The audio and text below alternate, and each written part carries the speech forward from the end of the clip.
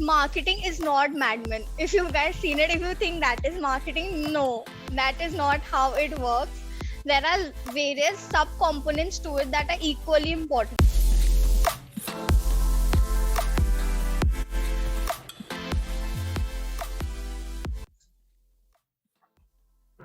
Hello everyone, welcome back to another podcast with Growjunction. For this podcast, we have with us Mr. Praniti Parasramka. Before starting the podcast, I would like to give a brief introduction about ma'am. Ma'am has done her BCom from JD Pilla Institute of Management. She has done her MBA with a specialization in marketing from MICA Ahmedabad. She is currently working as an analyst, marketing strategy and planning manager at Deloitte. Ma'am, it's great to have you at our podcast. We would like to start the podcast with a brief introduction about your role at Deloitte. What are your day-to-day responsibilities? What are your KPIs? What are your KRAs? So if you can give a brief idea about that to our audience. Thanks, Weber, for the introduction. So, like Weber said, I work at Deloitte as a strategic marketing planner. So, basically, in order to explain in a very layman's term, what I do is marketing for Deloitte. That is, I do B2B marketing. So, basically, if there are any podcasts, articles, events, webinars that Deloitte launches, I do marketing for it. So like he mentioned, what are my day-to-day tasks? So I would just like to say, maybe there's an article just explaining it through an example. I hope that's okay, Vaibhav. Sure. So suppose there's an article or a POV that has been launched. So my first task is to decide on who is going to be the target audience for it. Next thing that we do is we do an SEO research to find out the keywords that are necessary so that our article fares well when it for SEO. Then once the POV is ready, I have to coordinate with the web team and the Green Dot agency, that is the in-house agency of Deloitte, and get the POV ready and published. Once the POV is published, then it is my job to market it. That is to spread the word around through various channels. So it can be either social, that is both paid or organic, or it can be through, different newsletters or email, etc. So that is what I do in a very layman's term. And ma'am, since you said that you are in the B2B field, so what do you think are the challenges? Because I think a lot of people have worked on B2C maybe in their MBA, but B2B is a field that a lot of people have not explored. So what do you think are the challenges working in a B2B role in marketing? I think one challenge is that it becomes a little too niche, because again, I have to target a very selective audience. So for me, even one conversion is actually really great. But in B2C, if you have a one conversion, that is not nice at all. So this is one major challenge, is that, supporting a very limited group, like the target group is much smaller than when compared to a B2C. I think the ticket size or the size that you are catering to, like in a B2C, it will be a very small product. But B2B, it will be a much bigger product. Yeah. Apart from that, when we are talking about Deloitte, what do you think has been yours? Because since Deloitte would be like a dream company, and also we associate Deloitte with more consulting roles. So in terms of a marketing person at Deloitte, what has your experience been? What are the things that you like about the company that you have felt, okay, this is something that I like about this company, that is why it has become successful? So Deloitte has been really great. I have had an amazing experience at Deloitte. One thing I really like about Deloitte is that you own your career, and that over here people are actually, like, we all have coaches assigned to us, and those coaches are very open. So if I'm not satisfied with the work I'm doing, I can easily, go and talk to them. They're very open about it, and they can shift me or switch me to another project, or, give me work that I like. So that is one thing I really about it, that they actually listen to the employees and the kind of work they want. And also something that I have seen while interviewing people at podcasts is that companies that have become big, they have like small startups within their own company. Like there'll be a marketing department that will be working as a startup only. It will not be working as a very big organization where you do not have the liberty to do things. So Yeah. yeah. If you want to say. No, please continue. No, if you want to say something about it, the culture. Yeah, like the culture is damn nice. Like I said again, like we are a limited, it's not a very small team, I would like to say, like, but we have a separate strategic and marketing team. We call it as the SMP team.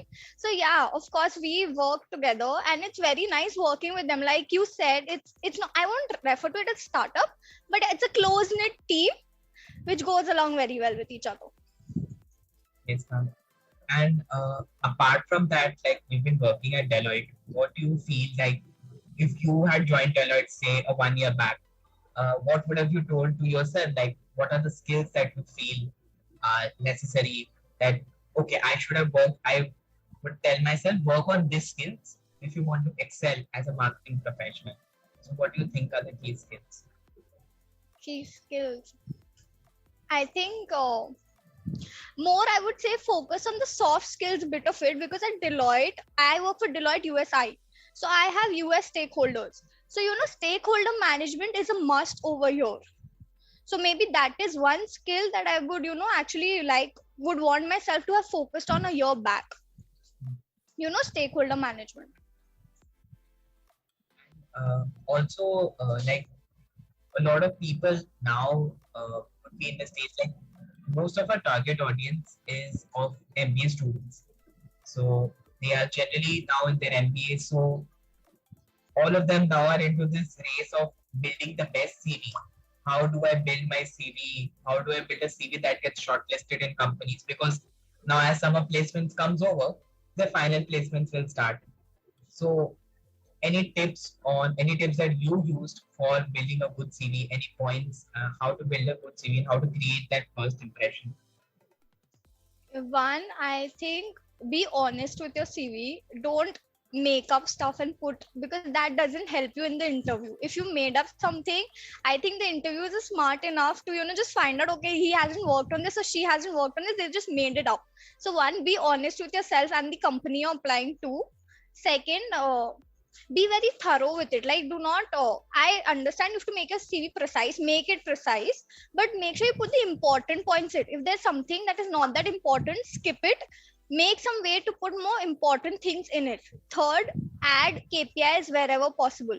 So if you've done an internship where you've done something related to, suppose, Facebook campaigns or Instagram campaigns or any campaign at all, if there are KPIs available, ask your company whether you can use it for your CV, and then please put it on your CV, because the numbers actually speak volumes. It's also great speaking point for you in your interview.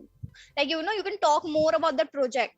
So add in numbers, add in KPIs wherever possible, and just don't focus on the work or the professional bit. Also tell something about put some personal points about what you like, maybe any extra co-curricular activities that you do, because those also help. It just shouldn't be about work. I'm not saying cover your entire thing with personal, but yeah, dedicate a small space for it, for personal work, extracurriculars, or anything that you like.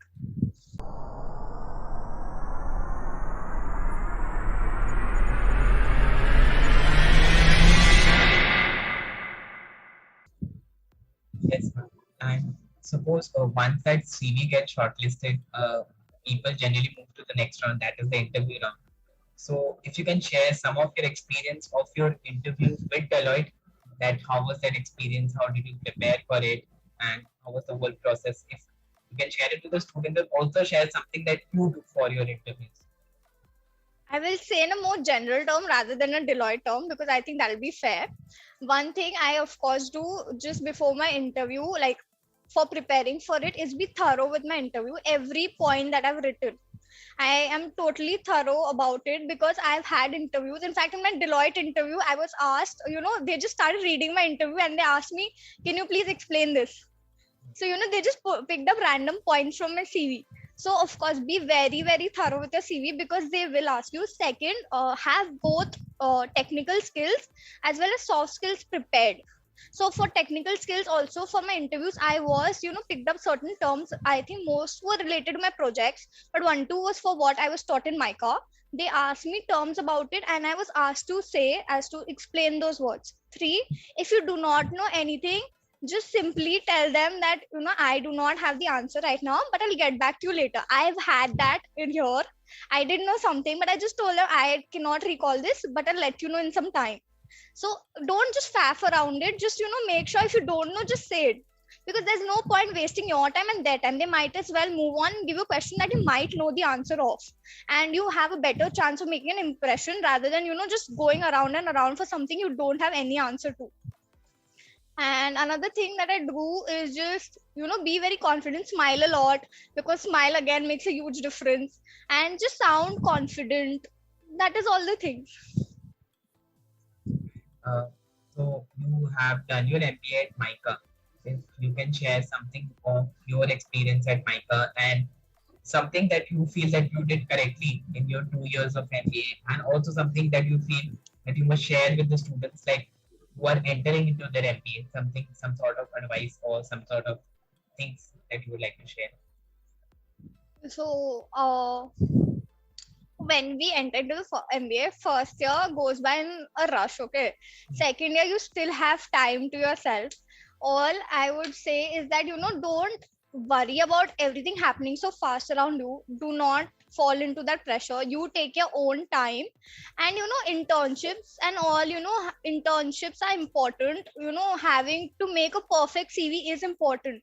But what is even more important is that you enjoy those 2 years of your life. Like, I would love to go back again. If someone tells me, do another MBA for 2 years, I'd be like, yeah, sure, just to have that entire experience. So I know CV is important, studies are important, everything is important, but make sure you just enjoy, like take your time and soak in and enjoy the entire MBA process rather than, just running through it. Because trust me, once you enter into corporate, it is like that. Like, I would love to go back there and just soak in some time, enjoy with my friends, chill with them, play some sports. That time doesn't come back. So just just don't rush. Take your time, enjoy. Some of us have been missing on it because of online The classes. virtual. I also missed mine second year because of these virtual classes. I could only go back for the last 3 months, and those were amazing. Yes. And also, like in MBA, it is generally seen that people that I have interviewed or also tell that something of importance of case studies and taking part in these case study competitions.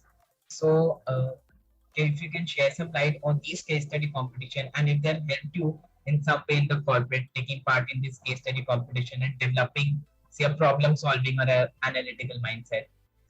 Yeah, these case studies are very important. In fact, one should take part in these competitions. One, they are a break from what you study. Two, these competitions actually get your mind into thinking. You also find out new innovative ideas for these, competitions that you have for their solutions, their problems. Also, it is a great way, once you work in these groups, you are not just thinking alone. You're also thinking like, your ideas develop. You hear other people's perspective as well. Like those are your group members. You get it? Like it's a nice process. You develop more ideas, and plus, in fact, certain things that you learn from there, you actually take it from a corporate world. I think problem solving is one of them. Creative thinking. Your mind actually starts working in a certain way. And also, apart from case studies, another question that we always get whenever we put out these podcasts is how do I choose my specialization? Because a lot of people have this confusion. I know a lot of people take marketing because I think 60 to 70% of the class takes marketing. But what is that they should think while taking marketing, and also any specialization they want, suppose finance, suppose HR, any specialization, what should be the right process to evaluate that? Okay. So I think the right process should be what you want. Okay. Not just because 60 or 70% of a class is doing it, that doesn't mean you should do it as well. That is a very, very wrong approach. You need to think of it in a way as to what do you want. So, for example, let me just give my example and talk about it.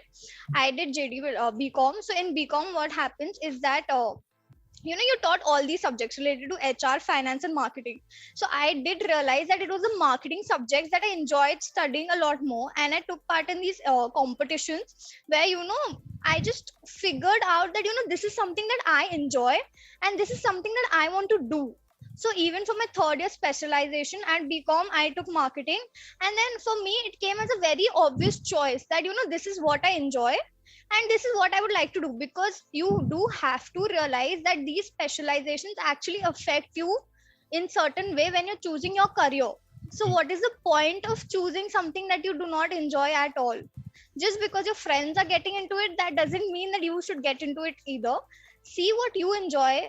It's a important decision to make. Think about it carefully and then choose a specialization.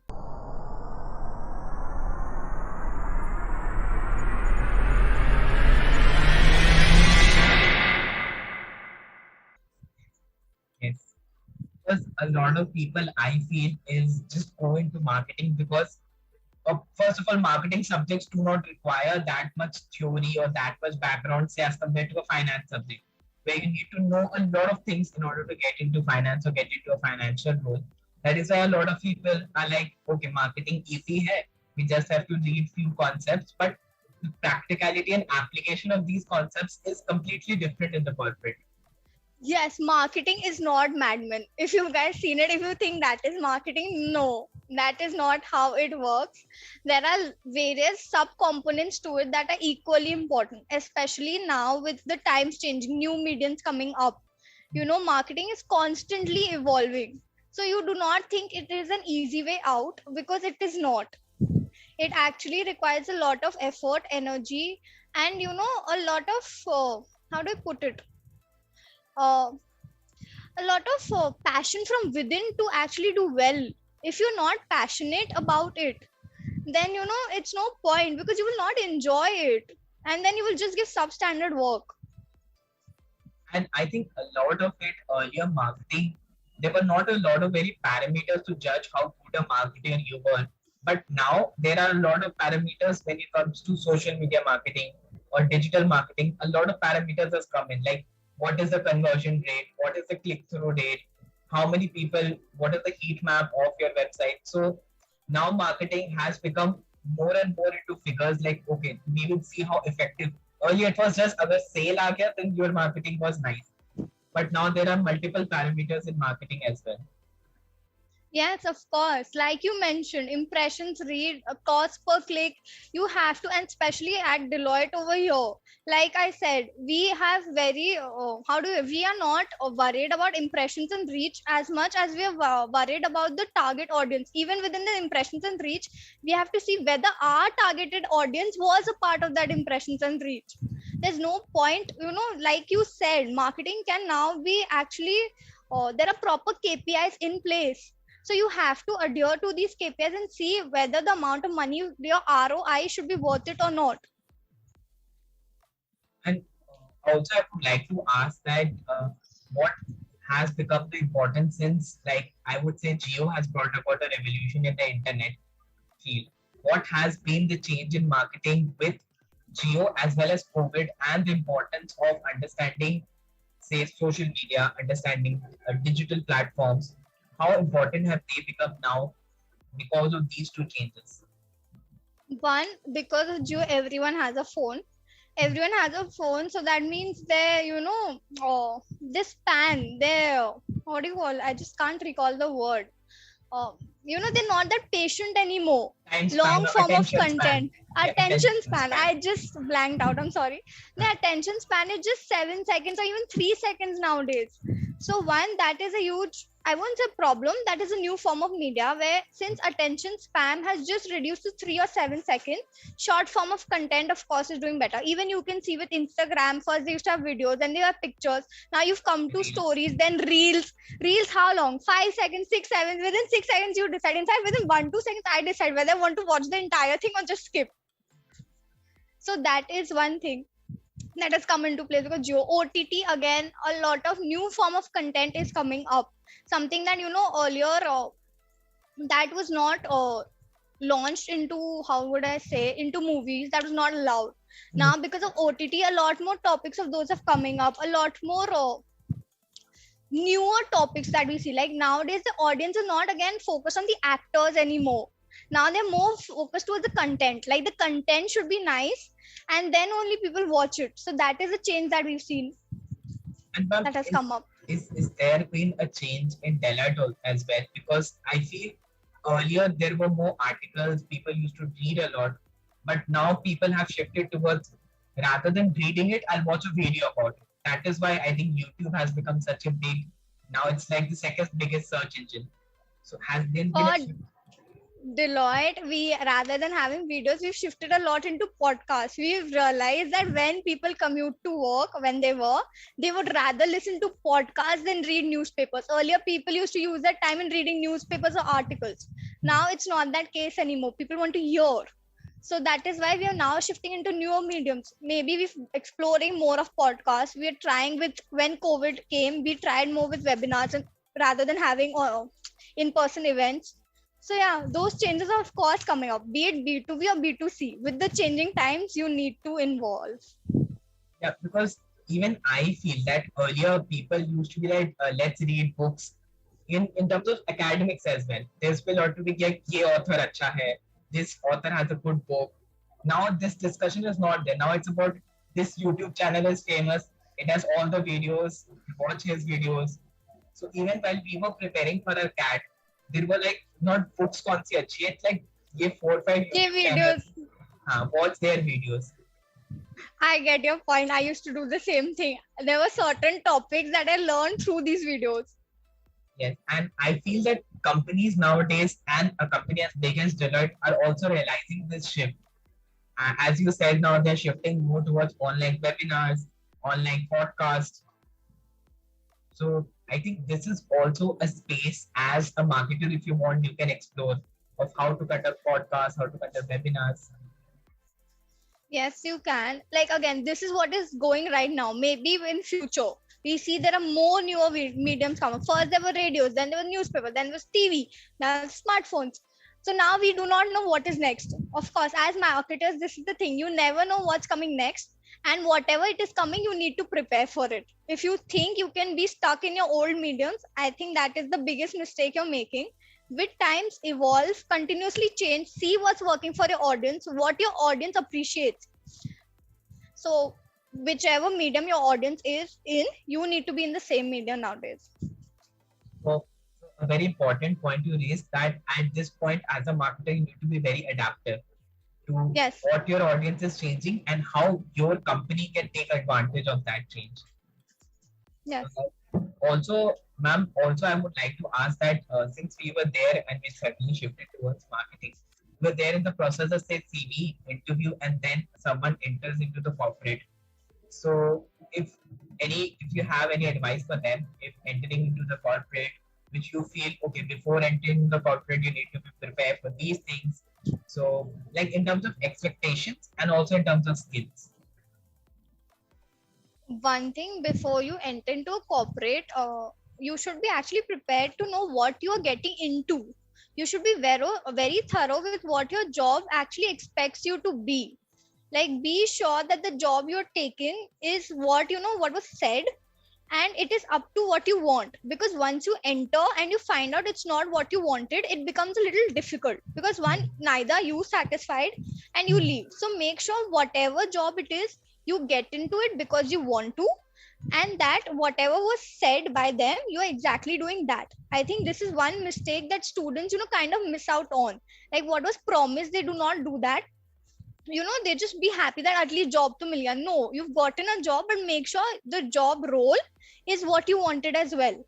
So that is one thing. Second, I think most MBA institutes teach you the technical skills. Like, whichever institute it is, technical skills all we have. The one thing you have to realize is how to apply those technical skills into knowledge. Now, we've just learned about it, but the application also actually really matters. So that only comes with more experience. So I think in the first 6 months, be very open to learning. Like, we kind of, people might have the attitude, Are abhi to itna pad ke aaya, now it's time to actually execute. No, it doesn't work like this. Take 6 months, understand how your organization works, and then try figuring out how can you add value into the organization. Don't rush into it, because that organization has been running for a long time. They know how to function. Don't just come in and think, oh, you'll change it or nothing. No, take your time, understand how they work, and then start figuring ways or opportunities where you can add value to them, as well as try learning maximum from the organization itself.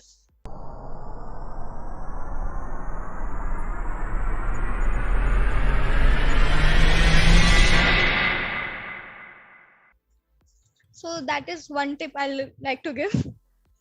And yeah, I have two questions on this. I'll go one by one. The first point that you raised is whenever we go for a company, it's more about the company takes us. But we Yeah. also have to see whether the company invests enough in the marketing, whether it's the right company for us. So that question also you need to answer. Not just that it's a good company, but is it a good company for you as well? Whether the Yes. company is Look, the company might be good, but it can happen that you are not right fit for the company. What you want, the company might not give, and that is okay because the company functions that way. So you have to be very proper, or not just go for a company just because it has a brand name. You have to. That is why I said it's very important to see the job role as well, to see whether what that company is willing to offer, you want the same thing or not. So I think very, like, I have seen students apply just seeing the brand name or the CTC. Don't do that. See the job role, see whether you want that job role. If yes, then go for it. Job role comes a very important part in choosing which companies you want to apply for. because as you rightly point out, since we are also approaching, I am personally approaching to my final placements. I see what the conversation among my peers is this person got it, this company, this CTC. But it's less about job roles. The conversation is not about he got this job role. It's about company and CTC. So this conversation in B school needs to change or needs to adapt. Yes, that definitely needs to happen because again, till one point you'll enjoy the money. I will not say you will not enjoy the money, you will definitely enjoy the money, but there will come a point where you will not enjoy it anymore. You would like to enjoy your work as well. It's very important to have the work life balance. Just money does not sustain in a long term. For a shorter term, it's okay, help you pay your student loans. I get it, like a lot of students choose it because they want to pay off the students loan, but there will be a point where you would want to enjoy the work as it. That is why the job role plays an important part for the long term benefit. Yeah, I think one college that is famous for putting good job roles is MICA. Because MICA is also famous for this because a lot of people aspire to be at MICA. MICA is a very good in terms of marketing. It's a very famous college. Uh, yeah, so ma'am, as we move towards the end of the podcast, I would like to ask you a question which I feel very privileged to ask is any final piece of advice that you would like to give to our audience? It could be any life advice that you have received from your mentors. It could be advice related to studies. So any final piece of advice that you give to our audience? Okay, one advice that I would like to give is work hard. Don't slack through it because working hard eventually pays off. Second, be open to feedback and working on yourself. Like, since the times keep on changing, even you need to keep on working and seeing as to how to be the best version of yourself. And be since with times changing, like I said, be it a technical skill, start investing in online courses or anything. Just see, is it a soft skill, technical skill, whatever be it, just keep on learning and develop yourself further, because I don't think learning ever stops. The day you think your learning has stopped, that is the end of you. So keep on learning in life, and if you're not satisfied, talk to people and find the best solution for it. And always choose a job with work life balance. That is also important. This is, I think, two, three very important points that you raised during this podcast is number one, see the job role, not just because with the CTC or the brand name, see in terms of role and whether you enjoy doing that role or not. And also you talked about a lot of students, because of the loan that they have taken in the MBA, who are not able to enjoy. They're like, loan chukana hai, and they have that pressure. It's okay if you enjoy your MBA, if you can work hard and enjoy simultaneously, you'll get good packages. Yes, that time doesn't come back. Package के लिए तो full life पड़ा है. You will be working for the next 20, 30 years. Those 2 years won't come back. Enjoy. Yes, ma'am. And also, you raised about the topic of adaptability in marketing, how the times are changing, how even Deloitte shifted towards more podcasts and webinars. and how companies are shifting. So as a marketer, you also need to be adaptive. So yeah, the people watching this podcast can get a lot out of it, can take a lot of information out of it. So thank you, ma'am, for sparing your time. Yeah, you Vaibhav, told me thank you. not call me ma'am, but yeah, thank you, Praniti, for sharing your time with us and yeah, giving our knowledge to the audience.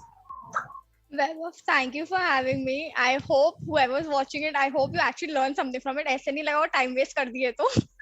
Just I hope you guys enjoy it and you actually take something out of it. Thank you so much for your time. Thanks, Vaibhav.